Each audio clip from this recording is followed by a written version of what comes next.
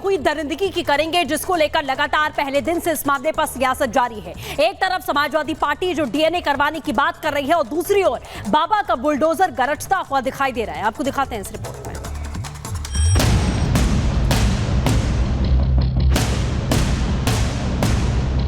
लोकतंत्र रक्षक सेनानी ये खड़े हमारे साथ, अवधेश जी, राजा अयोध्या। सपा के मुखिया अखिलेश यादव ने अवधेश प्रसाद को स्वयंभू राजा घोषित तो कर दिया, लेकिन लगता है इस राजा को अपनी प्रजा की चिंता ही नहीं है। जिस फैजाबाद में जीत के बाद समाजवादी पार्टी के साथ ही पूरा इंडी गठबंधन नैरेटिव गढ़ने में जुटा था कि अयोध्या आंदोलन की हार हो गई है, उसी अयोध्या के वासियों की सुध लेने वाला अब कोई नहीं है। अयोध्या में नाबालिग सी गैंगरेप का मामला सामने आए 5 दिन से ज्यादा हो गए हैं, लेकिन राजा साहब अब तक पीड़िता के घर नहीं पहुंचे। चुनाव में जिन वोटरों के घर घर जाकर सिर झुकाते नहीं थकते थे, अब उनको अपने हाल पर छोड़ दिया है। हाँ, इतना जरूर कह रहे हैं कि हम पीड़ित परिवार के साथ हैं।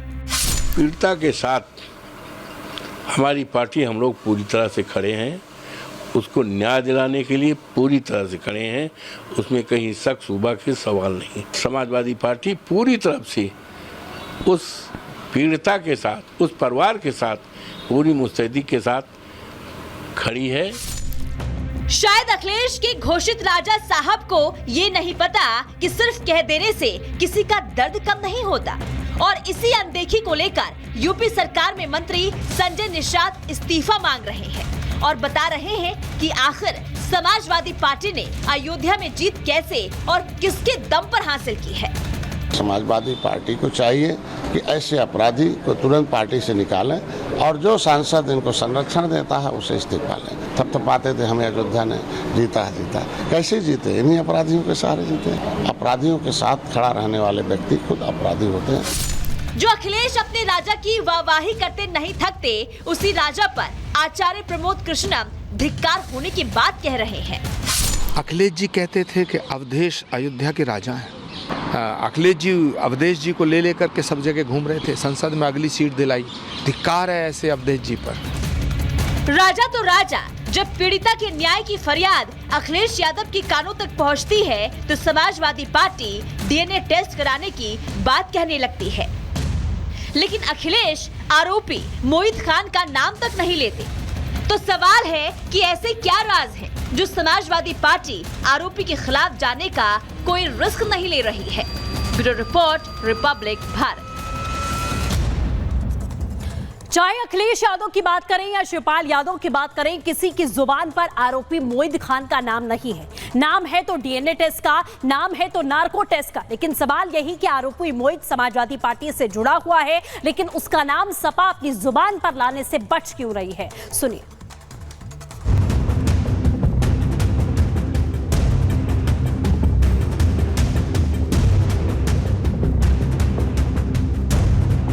अखिलेश यादव कह रहे हैं कि डीएनए टेस्ट होना चाहिए। शिवपाल यादव नार्को टेस्ट की बात कर रहे हैं। अवधेश प्रसाद ने डीएनए टेस्ट का राग पकड़ लिया है, लेकिन इन नेताओं को गैंगरेप पीड़िता से मिलने का वक्त नहीं है। जिस पर आरोप लगा है उसका समाजवादी पार्टी से कनेक्शन निकला है, लेकिन उस पर मुंह से बोल नहीं फूट रहे हैं। तो सवाल ये है कि आखिर ऐसी क्या मजबूरी है जो डीएनए से लेकर नार्को टेस्ट तक की बात कहने वाले आरोपी मोहित खान के लिए एक शब्द नहीं बोले। शायद अखिलेश यादव जानते हैं कि कुछ भी बोला तो उंगली उन पर भी उठेगी। राज खुले तो जद में समाजवादी पार्टी भी आएगी, और इसलिए ना तो आरोपी मोहित पर एक्शन की बात हो रही है और ना ही उसे पार्टी से निकालने की चर्चा।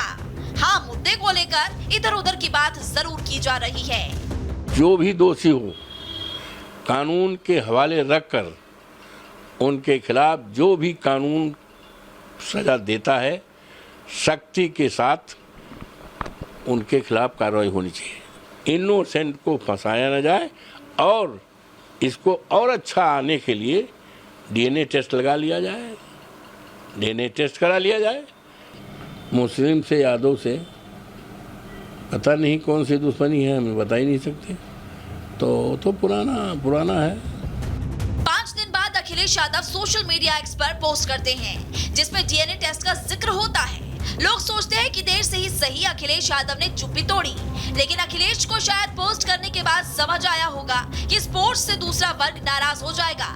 तुरंत उन्होंने जौनपुर के मामले वाली कटिंग लगा दी, लेकिन एक बार फिर वो अपनी पुरानी वाली लाइन पर लौट आए। शायद उन्हें अपने वोट बैंक का ख्याल आ गया हो भी क्यों ना। आखिर जिस मोहित खान पर गैंगरेप का आरोप लगा है, उसका अयोध्या के भदरसा में दबदबा रहा है। मुस्लिम वर्ग के बीच अच्छी पकड़ है। भदरसा में 18,000 से ज्यादा आबादी है, जिसमें कि 10,000 मुस्लिम वोटर्स है, यानी कि कुल आबादी का 60%। इसी वोट बैंक की बदौलत लोकसभा में समाजवादी पार्टी को भर भर कर वोट मिले थे। मुस्लिमों के एक मुश्त वोट की बदौलत अवधेश प्रसाद संसद तक पहुंचे, और शायद अखिलेश से लेकर अवधेश तक की खामोशी के पीछे यही वोट बैंक है।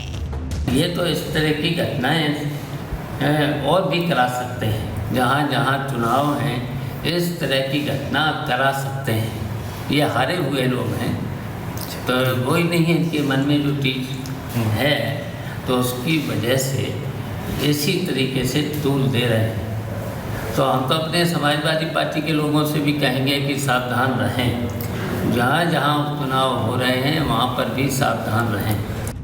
अखिलेश और समाजवादी पार्टी के लिए अयोध्या का ये केस गले की एक ऐसी हड्डी बन चुका है, जिसे वो ना तो निगल पा रहे हैं और ना ही उगल पा रहे हैं, क्योंकि आगे विधानसभा उपचुनाव होने वाला है और अयोध्या की मिल्कीपुर सीट पर भी वोटिंग होनी है।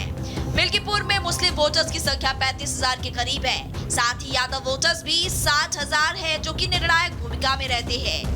ऐसे में अखिलेश यादव मोहित खान के खिलाफ कोई ऐसा बयान नहीं देते जो इससे मुस्लिम वोटर्स के छिटकने का डर हो। अखिलेश की जो भी मजबूरी हो, लेकिन सीएम योगी की लाइन एकदम क्लियर है कि ना तो अपराध बचेगा और ना ही अपराधी। योगी सरकार में हर अपराधी का नंबर आएगा। अभी नंबर मोहित खान का है, जिस पर बुलडोजर एक्शन से लेकर उनके ठिकानों को मिट्टी में मिलाया जा रहा है। Bureau report, Republic Bharat. वहीं इस मामले पर लगातार अब बयान भी सामने आ रहे हैं और साध्वी निरंजन ज्योति ने डीएनए टेस्ट वाले बयान को लेकर समाजवादी पार्टी पर बड़े आरोप लगाए हैं और जमकर घेरा है। सुनिए क्या कुछ कह रही है। सबसे पहले तो उस पीड़िता की मां और पीड़िता को धन्यवाद देती हूं कि कम से कम उन्होंने ऐसे दुष्कर्म करने वालों के खिलाफ आवाज़ उठाई, और उस अपने विधायक को भी बधाई देती हूं कि माननीय मुख्यमंत्री जी से मिलवाया। और आज ये जिस तरह से एक अबोध बालिका के साथ दुष्कर्म करने वालों के बचाव में समाजवादी पार्टी आके खड़ी हो गई है, यही देश का दुर्भाग्य है। मुझे लग रहा है कि पहले विकास में देखा जाता था कि ये जाति कौन है, कौन कितनी कद्दावर व्यक्ति है, लेकिन अब दुष्कर्म करने में भी कि दुष्कर्म करने वाला कौन है और दुष्कर्म किसके साथ हुआ है, ये समाजवादी पार्टी से मुझे लग रहा है कि इससे ज़्यादा और उम्मीद नहीं की जा सकती कि अभी तक कार्रवाई तक नहीं हुई और उसके बचाव में पूरी की पूरी पार्टी खड़ी हो गई, क्योंकि उनको राजनीति दिखाई पड़ रही है। बिल्कुल, सपा की अगर हम बात करें तो एक तरफ अखिलेश यादव का बयान सामने आया था, डीएनए टेस्ट की बात उन्होंने कह दी है, बचाव करते वो नजर आए। सफाई देना तो दूर की बात, बचाव वो करते दिखाई दिए। और अगर शिवपाल यादव की बात करें तो उनकी तरफ से भी बयान सामने आया है और उन्होंने कहा है कि बीजेपी वाले और जो भी बीजेपी के साथ खड़ा है सबका नार्को टेस्ट होना चाहिए। दुर्भाग्य इस देश का, मैं क्या कहूँ, क्योंकि इस तरह से गंदी राजनीति, गंदी सोच इस देश के लिए खतरा है। होना ये चाहिए था। धन्यवाद तब देती अखिलेश को कि उनका प्रतिनिधि मंडल आकर के पीड़ित परिवार से मिलता आकर के, लेकिन जो दुष्कर्म करने वाला उसके पक्ष में खड़ा हो गया पूरा परिवार, क्योंकि पूरे देश में उनको एक वोट बैंक दिखाई पड़ रहा है। दुष्कर्म भी अब वोट बैंक की राजनीति से देखा जाएगा तो मुझे लग रहा है किसी समाज की भी बेटी के साथ हो सकता है और उत्पीड़न करने वाला, घटनाएं करने वाला, रेप करने वाला बचाने की कोशिश होगी।